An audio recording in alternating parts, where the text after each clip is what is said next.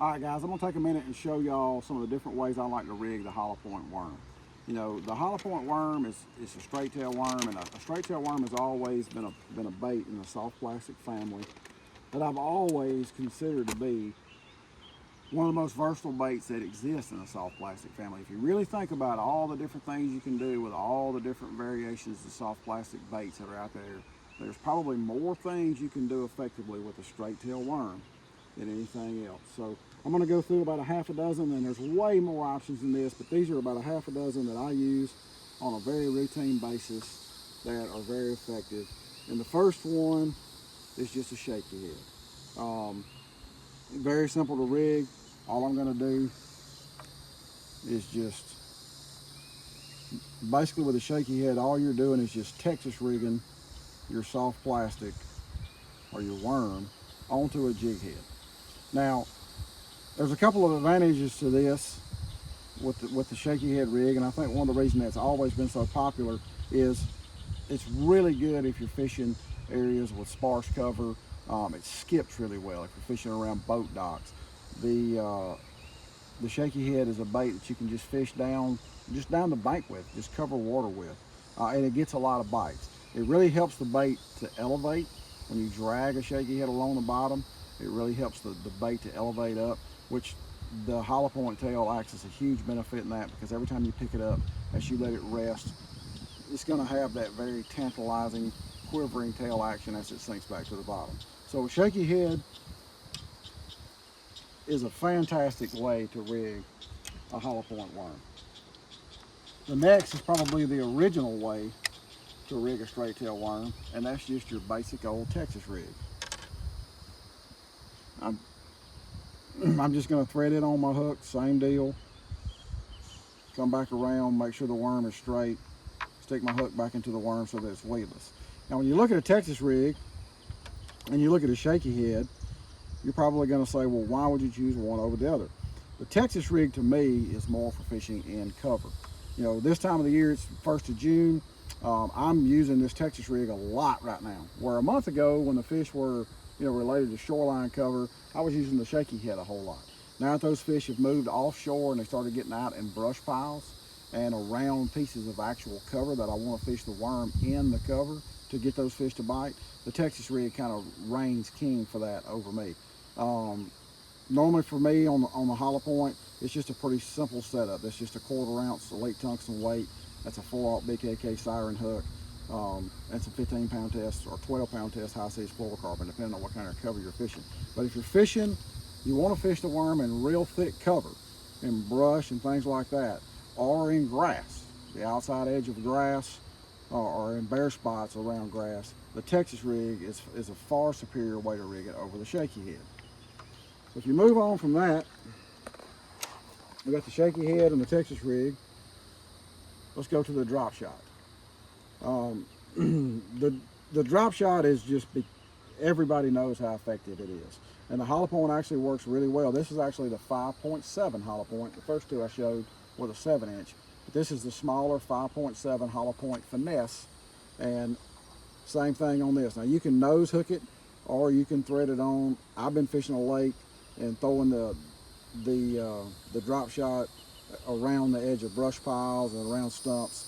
So I've been Texas rigging it. There's absolutely nothing wrong with just nose hooking it, but just a simple drop shot rig, a hollow point is a perfect bait to use on a drop shot. So that's 3. My tried and true, one of my favorite all-time ways to rig any soft plastic bait is the Carolina rig. I did a really good video the other day about how to rig a Carolina rig, talking about all that in depth. So we're not going to get into that today. If any of y'all are curious about it, you can watch my other video. But I'm going to do the same thing with my hollow point worm for my Carolina rig. I'm just going to Texas rig it and let it drag behind my Carolina rig sinker.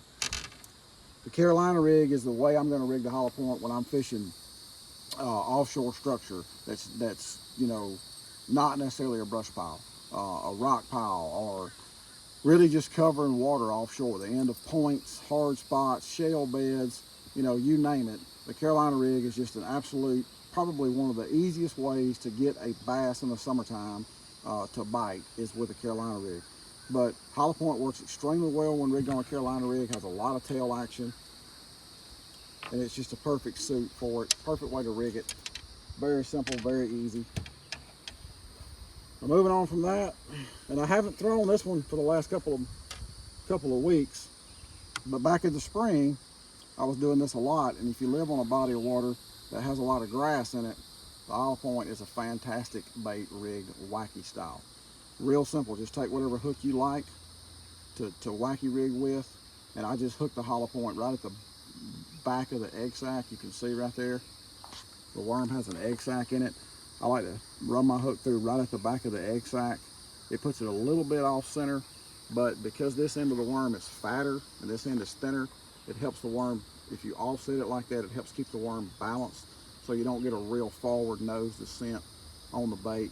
But when you hop that hollow point, you know, wacky rig, that thin tail just really kicks and flutters and has a lot of action. It gets a lot of bites. This spring, I caught a tremendous amount of fish, you know, fishing around spawning flats and skipping the wacky worm under boat docks, and when fish were garden fry around wood cover, you know, on it just wacky rig. Now that those fish are starting to move offshore, I'm taking the same setup and I'm using the hollow point as a Neko rig. You can see this hollow point, I've actually got a sinker put into the nose of it, or a weight. This is a screw-in weight, and all I'm going to do now is the same way I'm going to wacky rig it. I'm going to go right to the back of the egg sac, and I'm just going to run my hook through. And this is kind of my cleanup rig on summertime structure spots.